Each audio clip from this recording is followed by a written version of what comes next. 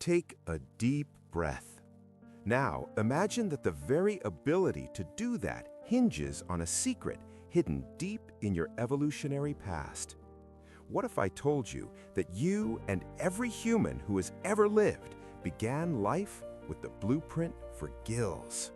It's not a myth, it's a chapter from an ancient story written in your own DNA, a story that connects you to the first creatures that crawled from the sea. Around the 4th week of development, when a human embryo is barely the size of a poppy seed, a series of remarkable structures appear in its neck region. They look like tiny stacked arches. Biologists call them pharyngeal arches. Here's the incredible part. Every single animal with a backbone, from a salmon to a lizard to you, goes through this exact stage. It's a shared inheritance from a common ancestor hundreds of millions of years ago. In a fish, this blueprint unfolds as you'd expect. The arches blossom into the delicate, feathery gills they use to breathe underwater. But in a human embryo, something different happens. The plan is diverted. Evolution becomes an ingenious recycler, deciding these ancient structures are destined for a completely new purpose on land. So, what do our gills become? The answer is staggering.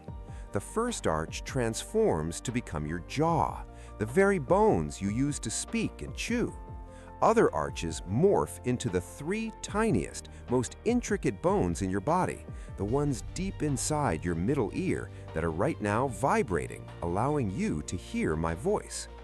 They form the cartilage in your throat, your larynx, the foundation of your ability to speak. Even glands essential for your immune system, like the thymus, arise from this same primordial tissue. Why the change? Because gills, so perfect for water, are useless in air. They would collapse and dry out.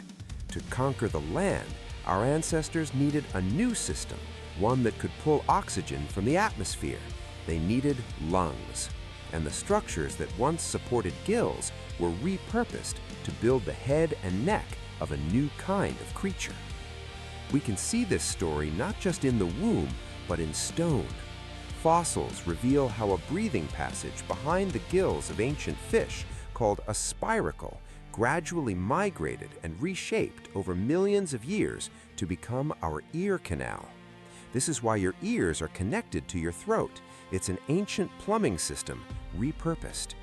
Even that annoying, inexplicable hiccup might be a neurological ghost, an echo of the way our amphibian ancestors gulped both air and water. It's a motor pathway that forms in the womb before we even learn to breathe properly with our lungs. So, you never had working gills, but the blueprint for them is the very foundation of who you are. The evolutionary shift didn't just discard the old parts, it transformed them. The architecture that once allowed our ancestors to breathe beneath the waves now allows us to hear music, to speak our minds, and to connect with the world in a profoundly human way. We are not just descendants of the water, we are its living, breathing reinvention.